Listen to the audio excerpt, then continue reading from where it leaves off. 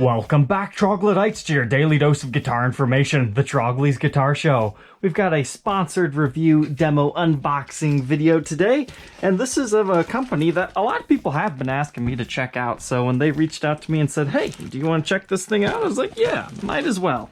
So this has been reviewed by a few other top YouTubers. I know Daryl Braun's done a video. I think Philip McKnight has also done one. But this is of a company that most people, they just hadn't really heard of it because I think it's fairly new for the most part, but these are like custom shop level quality guitars under the brand name Shijie, or something very close to that. S-H-I-J-I-E. And I guess what that means is it's a combination of like body or corpse and leaving.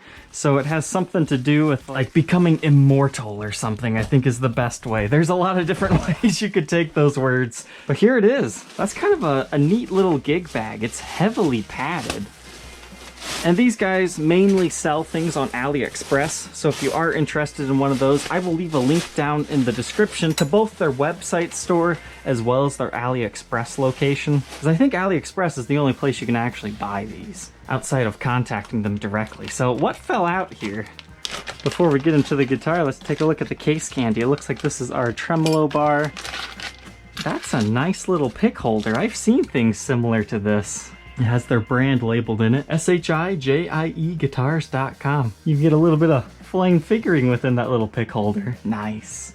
And it looks like all our setup tools. Looks like the model they sent me is STE Relic. We'll have to figure out what that is because this company, it looks like they mainly do like Stratocaster style guitars as well as kind of like the Ibanez Super Strat type things. But let's go ahead, take an up close look at this. Interesting. It looks like we get an HSS style. This gig bag, I'm pretty impressed. I wasn't actually expecting any type of gig bag, and usually when I think gig bag, I think, really basic. So, I mean, I think that'll do you pretty good as far as gigging. So far, I think the most memorable feature about these guitars has to be the neck on them.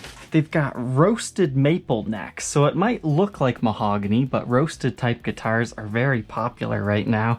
And then on top of that, they do these flame maple skunk stripes. So the very first thing that's standing out to me is the finish is like nothing I've ever felt before. Like the neck is kind of like an in-between a satin and a gloss, so that's perfectly good. But the body kind of has like a eggshell feel to it, like it's slightly textured. That's pretty interesting. But you've got this comfort carve right here, and they also do some features to kind of make it more comfortable right here. So, I mean, as far as a player's guitar, I think these things, they're not all that expensive. Now, depending on the model and all the features you get, I think they're around $800 or so directly from them. So far, I would say I'm pretty impressed. I'm still kind of on the fence about how I feel about the finish here, but you got that mint green guard, HSS style truss rod adjustment right here. I think the only thing left to do is really throw this guy on the workbench, take an in-depth look at all its parts and specs, and then we'll get down to a playing demo. Kind of a cool little relic job. And it appears to have survived from shipping from China very well.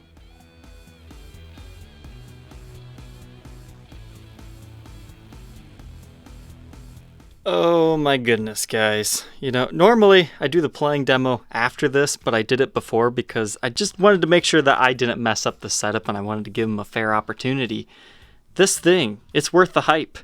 All those other guys were saying these were great. I 100% agree with them. I mean, if somebody just handed this to me blindfolded, I didn't actually see that it was a different brand than Fender, I would say that is a 100% quality made instrument and it sounds and plays great. I mean, these pickups really did impress me. I think I'm just maybe an HSS Stratocaster guy and I've just kind of been figuring out that past day or so. But let's go ahead and dig in to see what makes this guitar tick.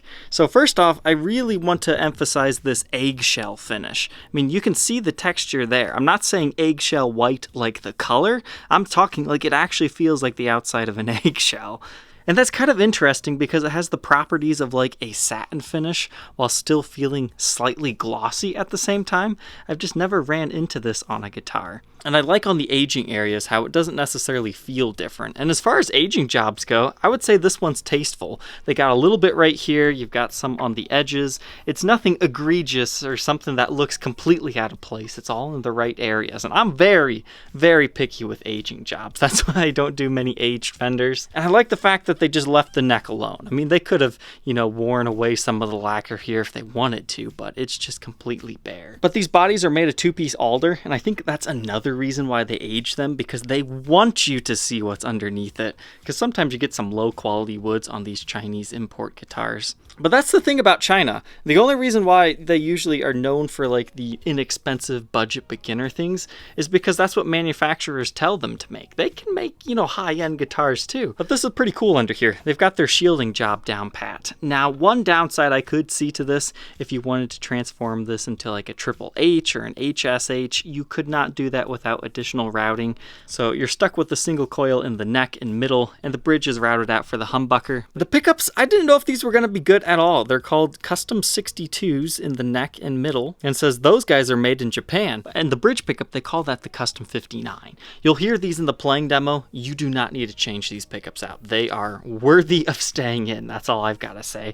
And heck, they even look like custom shop Fender stuff. That's another thing I kind of like about this guitar. It's made of stuff from every single country, I swear. So assembled all in China. You've got Japanese pickups. The neck wood actually comes from Canada.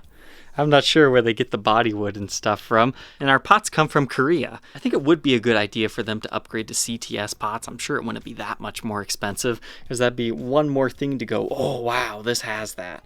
But as far as the wiring job, that all looks really good to me. Now, in my opinion, the plastics are a little bit of an exaggerated mint green color, but it's great if you like that particular vintage spec on these. You can especially tell that on the volume and tone controls here. I mean, they're like straight up mint chocolate chip ice cream.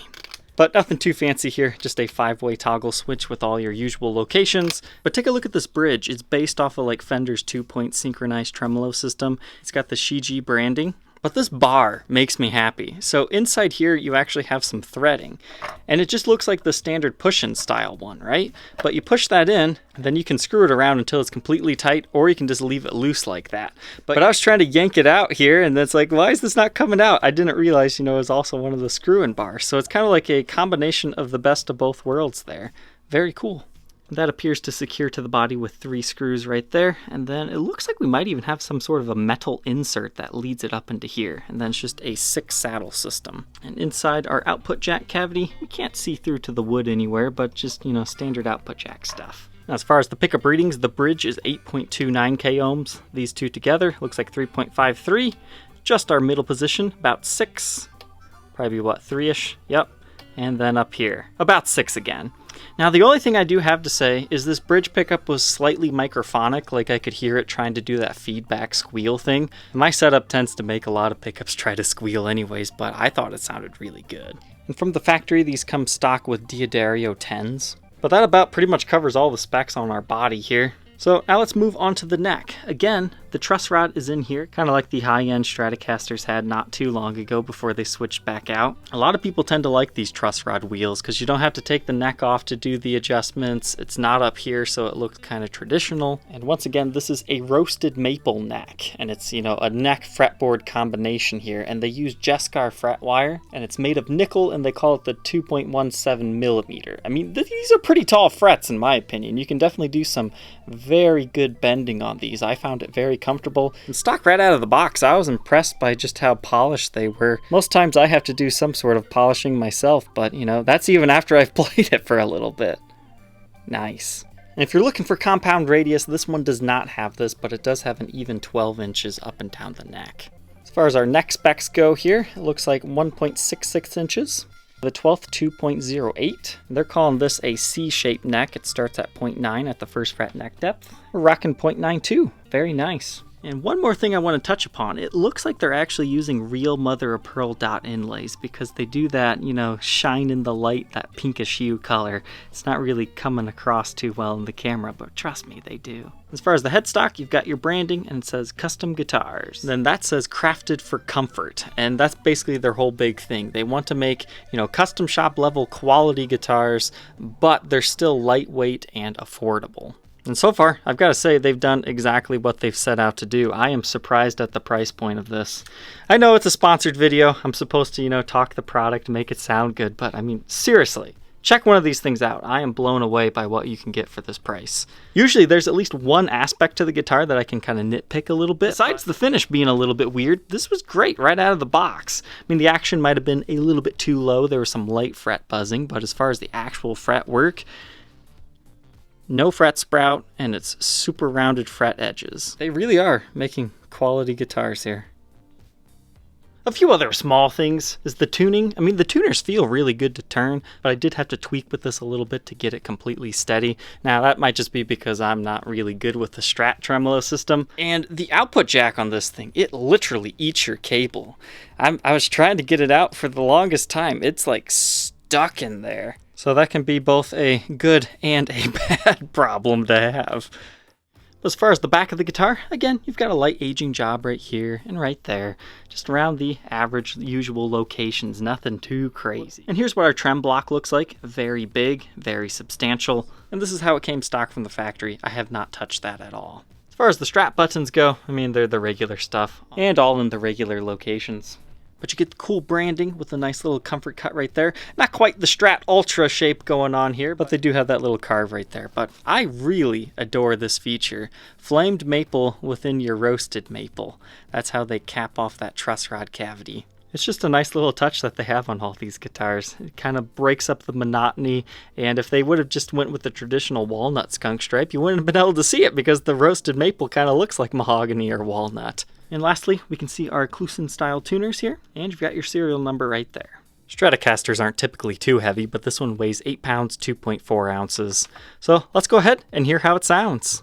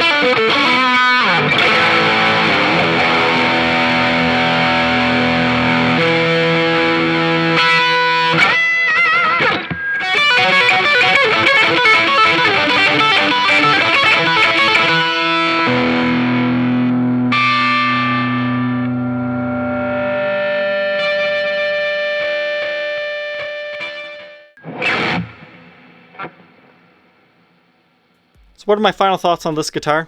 I really would suggest checking one out. This definitely surprised me and exceeded my expectations. I thought it was going to be, a pretty nice guitar for the price, but this really does punch well above its level. The craftsmanship is there, the sound is there. I mean, sure, you can upgrade this to do whatever you want, but you literally do not need to touch anything with this guitar. You can play it straight out of the box, take it to your next gig or concert. It really is that nice of a guitar. So I hope you troglodytes enjoyed getting to check out this brand. I mean, yeah, I'm just as shocked as you guys. But that's it for this video. Don't forget to like, comment, and subscribe, and we will see you tomorrow on the next one. Take care.